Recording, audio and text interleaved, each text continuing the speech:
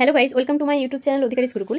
তো তোমাদের সকলকে ধন্যবাদ। আমাদের আজকে 500টা সাবস্ক্রাইবার পূরণ হয়ে গেছে। তোমরা এইভাবে আমাদের পাশে থাকো যাতে আমরা আরও নতুন নতুন ভিডিও তোমাদের কাছে নিয়ে আসতে পারি, তোমাদের উপকারে লাগতে পারি। ঠিক আছে, তো আজকে তোমরা সবাই জানো যে ফুড এসআই পরীক্ষা সংগঠিত হয়েছিল, কালকেও আছে ফুড এসআই পরীক্ষা। তো আজকে যে প্রশ্নগুলো এসেছে জিকেতে, তো সেগুলো নিয়ে আমরা আজকে আলোচনা করবো। শুধু কোয়েশ্চেন আনসার নয়, তার সাথে আমি কিছু আলোচনা করে দেবো যেগুলো ইম্পর্টেন্ট সেই রিলেটেড। তো সেগুলো পরীক্ষায় সামনের পরীক্ষায় কিন্তু আসার জন্য ইম্পর্টেন্ট। ঠিক আছে, তো চলো শুরু করা যাক।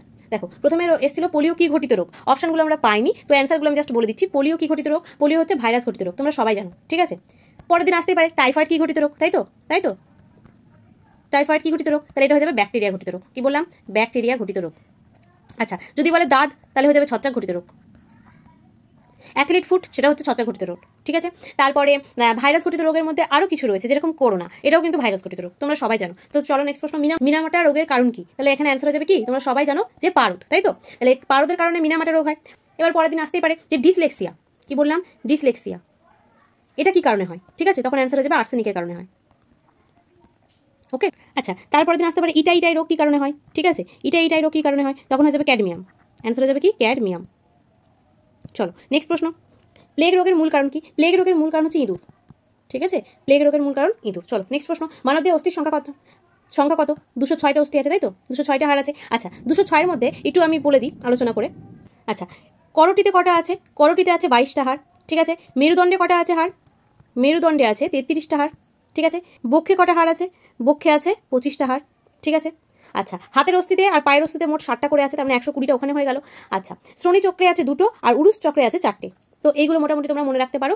এগুলো না আসলেও তোমাদের এই করটিতে, মেরুদণ্ডে আর বক্ষে কটা আছে, এটা কিন্তু খুব ইম্পর্টেন্ট। ঠিক আছে, আচ্ছা, আমাদের করটি স্নায়ু কটা আছে? করটি স্নায়ু রয়েছে 12 জোড়া, তাই তো? 12 জোড়া আছে হচ্ছে করটি স্নায়ু। আর সুষুম্না স্নায়ু কত আছে? 31 জোড়া।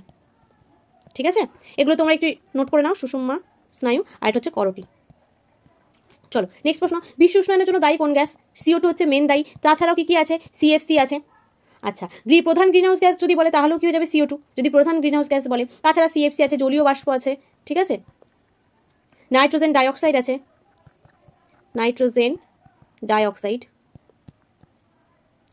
তো তোমরা এইগুলো কিন্তু সব গ্রিনহাউস গ্যাস। তার মধ্যে প্রধান কে? প্রধান হচ্ছে CO2, যেটা বিশ্ব উষ্ণায়নের জন্য মেন দায়ী। ওকে, চলো নেক্সট প্রশ্ন। আলমগীর কোন মোগল সম্রাটের নাম? এখানে অ্যান্সার হয়ে যাবে কি? ঔরঙ্গজেব। ঔরঙ্গজেবের আসল নাম হচ্ছে আলমগীর। ওকে, ঔরঙ্গজেব কাকে হত্যা করে? পঞ্চম শিখ গুরু অর্জুন দেবকে কিন্তু ঔরঙ্গজেব হত্যা করে। ঠিক আছে, আচ্ছা, ঔরঙ্গজেবের আরো কয়েকটা ইম্পর্টেন্ট নাম আছে, সেটা হচ্ছে দরবেশ ও জিন্দাপীর। এটাও কিন্তু খুব ইম্পর্টেন্ট। আলমগীরটা দিয়েছে কিন্তু এটাও খুব ইম্পর্টেন্ট যে জিন্দাপীর কার নাম, তখন কিন্তু ঔরঙ্গজেবের হয়ে যাবে। ঠিক আছে, অর্থাৎ জীবন্ত সাধু। তিনি কিন্তু ঝাড়কা দর্শন প্রথা তুলে দিয়েছিল। ওকে, স্বরাজ আমার জন্মগত অধিকার, এই কথাটা কে বলেছে? বাল গঙ্গাধর তিলক। ঠিক আছে, বাল গঙ্গাধর তিলক এই কথাটা বলেছেন। চলো নেক্সট প্রশ্ন। ফাহিয়ান কার রাজত্বকালে ভারতে আসেন? দ্বিতীয় চন্দ্রগুপ্তের রাজত্বকালে। দ্বিতীয় চন্দ্রগুপ্তের রাজত্বকালে আসে। আচ্ছা, দ্বিতীয় চন্দ্রগুপ্তের আরেকটা নাম কি ছিল? বিক্রমাদিত্য। বিক্রমাদিত্য। ওকে, চলো নেক্সট প্রশ্ন। আইহোল প্রশস্তিতে কোন রাজার কীর্তি বর্ণনা রয়েছে? ঠিক আছে, আইহোল প্রশস্তিতে দ্বিতীয় পুলকেশী এনার কীর্তি বর্ণনা করা হয়েছে। ওকে, চলো নেক্সট প্রশ্ন। দিল্লির প্রথম মহিলা শাসককে? দিল্লির প্রথম মহিলা শাসক আর শেষ মহিলা শাসক একই অ্যান্সার হয়ে যাবে। কি হয়ে যাবে? রাজিয়া সুলতান। রাজিয়া সুলতান। ঠিক আছে, আচ্ছা, রাজিয়া সুলতান কার কন্যা ছিল? ইলতুৎমিশের কন্যা ছিল। ইলতুৎমিশ কোন বংশের ছিল? দাস বংশের ছিল।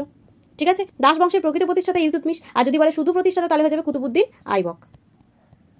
কুতুবউদ্দিন আইবক। ঠিক আছে, চলো নেক্সট প্রশ্ন। মহাবলীপুরমের রথ মন্দিরটি কোন শাসক বংশের শাসনকালে নির্মিত হয়েছিল? ঠিক আছে, এখানে অ্যান্সার হয়ে যাবে কি? এখানে অ্যান্সার হয়ে যাবে পল্লব বংশে।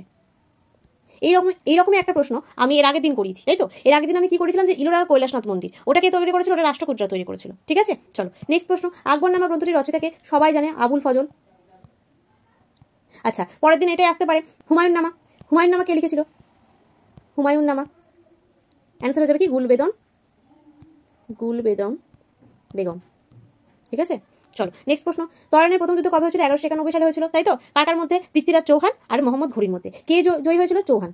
ঠিক আছে, আর দ্বিতীয় যুদ্ধ যদি বলে তাহলে হয়ে যাবে 1192, তখন কে জয়ী হয়েছিল? ঘুরি।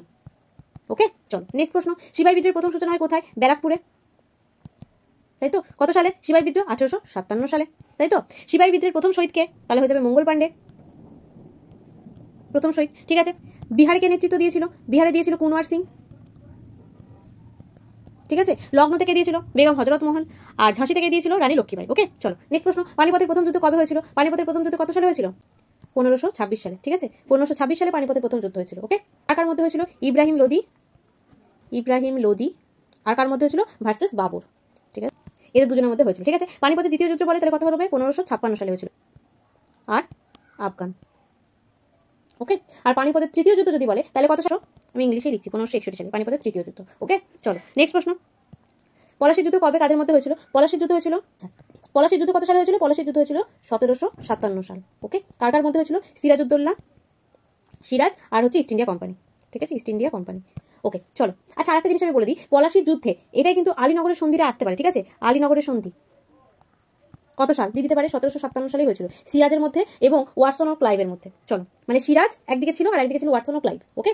আচ্ছা, বাংলার প্রথম স্বাধীন নবাব যদি বলে তাহলে হয়ে যাবে মুর্শিদ কুলি খাঁ, ওকে। চলো নেক্সট প্রশ্ন, শশাঙ্ক কোথাকার রাজা ছিল, শশাঙ্ক ছিল গৌড়ের রাজা, শশাঙ্কের রাজধানীটা পরবর্তী প্রশ্ন আসতে পারে, ঠিক আছে, কি হয়ে যাবে, কর্ণ সুবর্ণ, শশাঙ্কের রাজধানী ছিল, ঠিক আছে। আচ্ছা চলো নেক্সট প্রশ্ন, জলে কি কি রাসায়নিক মৌল থাকে, আচ্ছা জলে কি কি আছে বলো, জলের সংকেত কি H2O, তাহলে কি কি থাকছে, হাইড্রোজেন থাকছে আর অক্সিজেন থাকছে, এই তো হয়ে গেল। চলো নেক্সট প্রশ্ন, উদ্ভিদ কোন প্রক্রিয়ায় খাদ্য তৈরি করে, বাচ্চাদের প্রশ্নটা একটা, সালোক সংশ্লেষ প্রক্রিয়ায়, সবাই জানো তোমরা। আচ্ছা চলো নেক্সট প্রশ্ন, ভিটামিন সি কিসে পাওয়া যায়, ভিটামিন সি লেবুতে পাওয়া যায়, তাই না। আচ্ছা আর কিছু জিনিস আমি বলে দিই, টার্টারিক অ্যাসিড, টার্টারিক অ্যাসিড কিসে থাকে, তেঁতুলে থাকে, তেঁতুলে, ঠিক আছে।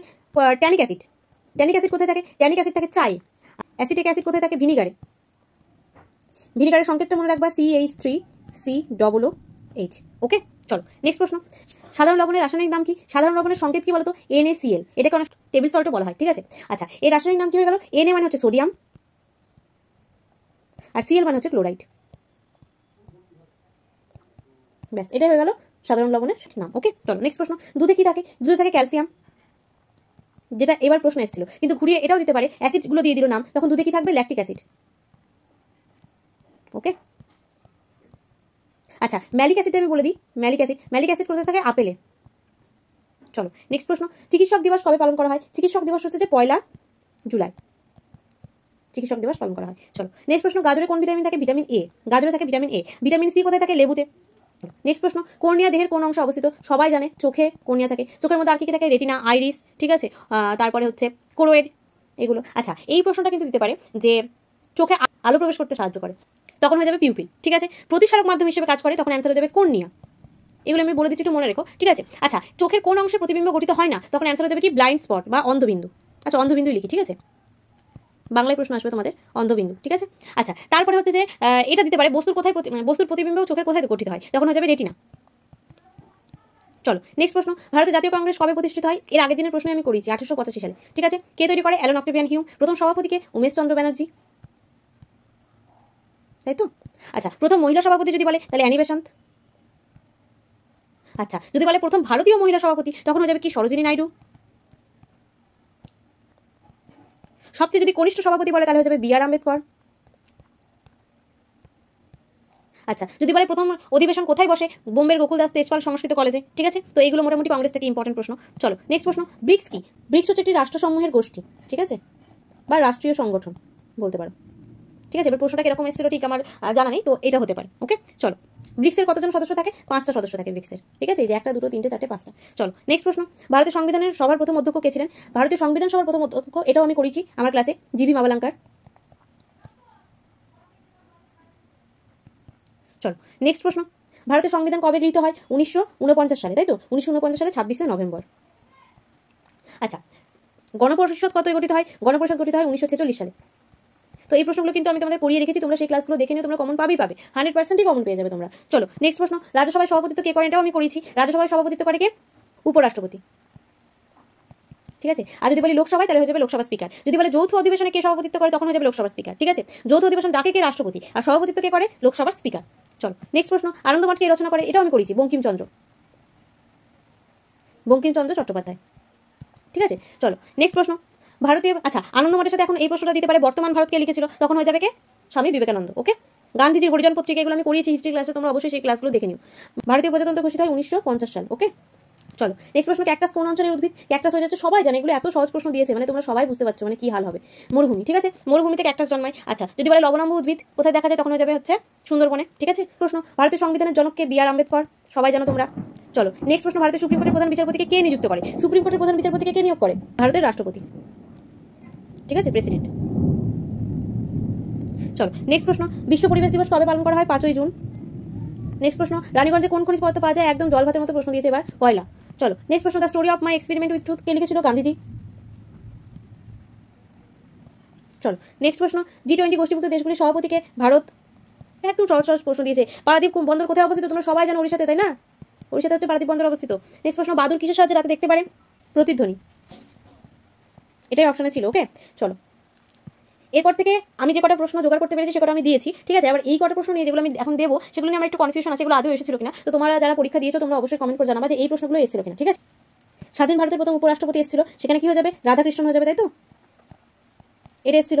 আচ্ছা, আর কি এসেছিল? যে কোন সাংবিধানিক সংশোধনী পঞ্চায়েতি রাজ প্রতিষ্ঠানকে সাংবিধানিক মর্যাদা দেয়? 73তম সংবিধান সংশোধনের মাধ্যমে এটা কিন্তু হয়েছিল। ওকে, 74তম সংবিধান সংশোধনের মাধ্যমে মিউনিসিপ্যালিটি এসেছিল। ওকে আচ্ছা, এরকম প্রশ্ন এসেছিল যে নিম্নলিখিত কোনটি একটি রক্তের গ্রুপ? ঠিক আছে, সেখানে অনেক রকম অপশন ছিল, ওখানে হয়ে যাবে ও একটা রক্তের গ্রুপ। আচ্ছা, এ বিও একটা রক্তের গ্রুপ, শুধু এও একটা রক্তের গ্রুপ, বিও একটা রক্তের গ্রুপ, ঠিক আছে।